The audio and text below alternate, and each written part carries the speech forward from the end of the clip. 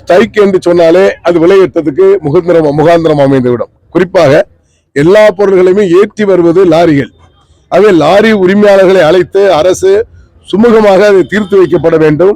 அவர்கள் வேலை நிறுத்தத்தை ஈடுபட்டு விடாமல் அரசு முறையாக அவர்கள் செம்மையாக பேசப்பட்டு அந்த பிரச்சனையை தீர்வு காண வேண்டும் என்பதை தமிழ்நாடு வணிகர் பேரமைப்பு வலியுறுத்துகிறது. தோல் அகற்றப்பட வேண்டும் என்பதை தமிழ்நாடு வணிகர் பேரமைப்பு தொடர்ந்து எதிர்ப்பு குரல் கொடுத்து கொண்டிருக்கிறது. சமீபத்திலே காலாவதியான தோல்களை அகற்றப்பட வேண்டும்.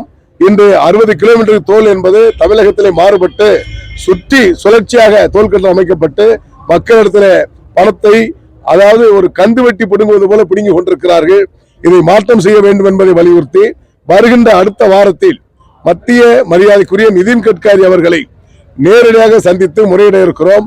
அந்த முறை மட்டுமல்ல, பல்வேறு அமைப்பு, விவசாயிகள் அமைப்பு, லாரி உரிமையாளர் அமைப்பு, எல்லா அமைப்புகளையும் இணைந்து நாங்கள் போராடி கொண்டிருக்கிறோம். அந்த போராட்டம் ஓயாது, தோல் கட்டணம் அகற்றும் வரை போராட்டம் வலுப்பெறும் என்பதை எச்சரிக்கை உணர்வோடு நான் பதிவு செய்து கொள்கிறேன். அதே போன்று தூத்துக்குடி, திருநெல்வேலி மாவட்டங்களிலே பாதிப்படைந்த வியாபாரிகள் இந்த கணக்கிட்டு கொண்டிருக்கிறோம். ஏறக்குறைய 5000க்கும் மேற்பட்ட வியாபாரிகள் முழுமையாக தொழிலை விட்டு விலகக்கூடிய அவலம் ஏற்பட்டிருக்கிறது. ஆகிய மத்திய நிதி அமைச்சர் அவர்களை சந்திப்பதற்கு நேரம் கேட்டிருக்கிறோம். வருகின்ற வாரத்தில் அவர்கள் சந்திக்கக்கூடிய வாய்ப்பு தெரிகிறது.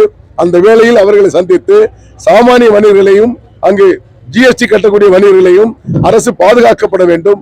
குறிப்பாக ஓராண்டுக்கு இஎம்ஐ கட்டுவதை நிறுத்தி வைக்கப்பட வேண்டும். அவரால் கட்ட முடியாது. அது போன்ற பல பிரச்சனைகள் ஏற்பட்டு கொண்டிருக்கிறது. இதை மத்திய அரசு, மாநில அரசு உன்னிப்பாக கவனித்து உடனடியாக தீர்வு காண வேண்டும்.